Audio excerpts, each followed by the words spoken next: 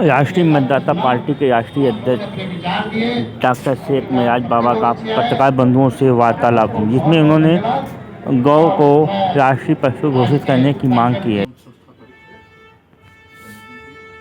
आज सूचना के अधिकार से किंग जॉर्ज चिकित्सा विश्वविद्यालय लखनऊ से सूचना के अधिकार से कुछ मांगा गया है और इससे पहले भी गाय को राष्ट्रीय जीव घोषित करने की मांग माननीय प्रधानमंत्री, भारत सरकार, गृह मंत्री अमित शाह जी, उत्तर प्रदेश के मुख्यमंत्री से राष्ट्रीय जीव की मांग किया और गाय को मारने काटने खाने वाले के साथ साथ बेचने वालों पर भी राष्ट्रद्रोह का मुकदमा कायम हो, इसकी आवाज़ उठाई। आज किंग जॉर्ज मेडिकल कॉलेज जहाँ पे बना है, उनसे मैंने पूछने का काम किया है कि सभी समस्त परिसरों में वर्तमान में कुल कितने मंदिर, मस्जिद, मजार, गुरुद्वारा, चर्च अथवा अन्य धार्मिक स्थल स्थापित हैं। उनकी पूर्ण सूची स्थान सहित साक्ष्य अभिलेखों की प्रतिलिपि सहित प्रदान की जाए।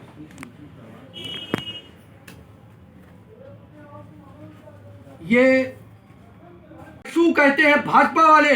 यहाँ तक मैंने मोहन भागवत जी से मिलकर के उनके वहाँ मैं कोठी पे गया, उनके महल गया नागपुर। मैंने कहा गाय को राष्ट्रीय पशु नहीं बल्कि राष्ट्रीय जीव की बात की जाए। उन लोगों ने पशु कहा था, मैंने कहा पशु माने जानवर, माँ कभी जानवर नहीं होती। इसके माने आपकी आस्था कमजोर है और देश के मुसलमानों की आस्था आपसे ज़्यादा मजबूत है।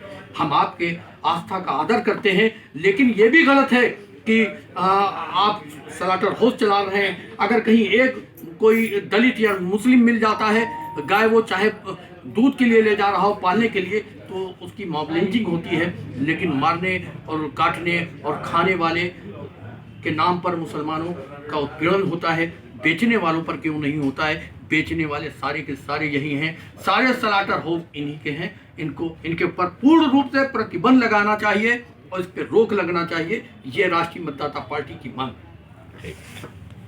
डॉक्टर शेख मेराज बाबा ने जो प्रेस कॉन्फ्रेंस की है, उसकी मैं भरपूर तारीफ करता हूँ, इसलिए कि इस मुल्क में एक ट्रेंड चल निकला है कि विशेष समुदाय के लोगों के धर्म स्थलों को टारगेट बनाया जाए और ये इस देश के लिए बहुत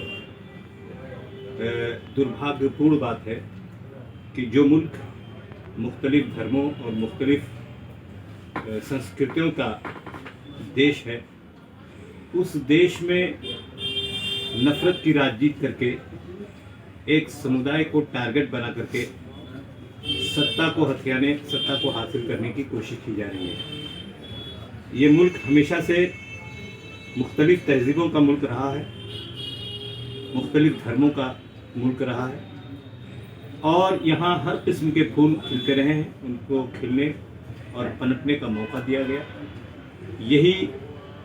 यही इस देश की पहचान रही है और सारी दुनिया में भारत इसी की वजह से, इसी डाइवर्सिटी की वजह से, इसी तनव्वुर की वजह से जाना जाता है। ये आज सिराज बाबा ने जो मेडिकल कॉलेज से सूचना मांगी है, उनके जिम्मेदारों से सूचना मांगी है कि आप कहते हैं शामीना और इस तरह के जो दूसरे आस्थाने हैं वहाँ पे, वो आस्थाने ज़बरदस्ती बनाए गए हैं, उनकी ज़मीन पर बनाए गए हैं। तो सिराज बाबा ने पूछा है कि आप अपने बारे में बताइए कि आपने मेडिकल कॉलेज कब कायम किया, किस सन में कायम किया और ये आस्थाने कब के हैं।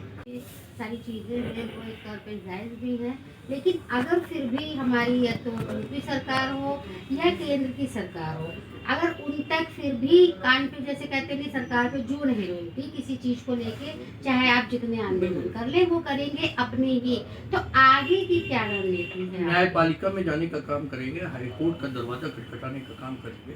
अगर फिर भी सुनवाई नहीं हुई, और ये दोनों चीज़ें, क्योंकि हिंदू भाइयों की आस्था है, गाय भी बचाना है और इस देश के मज़ार भी बचाना है, मरघट भी बचाना है, कब्रिस्तान भी बचाना है, सारी चीज़ों को बचाने का काम, चर्च वगैरह बचाने का काम हमारी राष्ट्रीय मतदाता पार्टी करेगी। वो इसलिए कि हर इंसान, ये जितने IAS अधिकारी बैठे हैं या नेतागण हैं, वो सारे लोग अपने पोते और पोते तलक की प्रॉपर्टी बनाने का काम कर रहे हैं, लेकिन किसी से एक से हमारे राष्ट्रीय मतदाता पार्टी की तरफ से सवाल करके मीडिया भाइयों से अपील है कि करिए कि किसी एक ने भी एक बिस्वा या 3 बिस्वा कब्रिस्तान मरघट के लिए कोई जमीन छोड़ी है आम जनता के लिए? नहीं छोड़ी होगी, बल्कि उन लोगों ने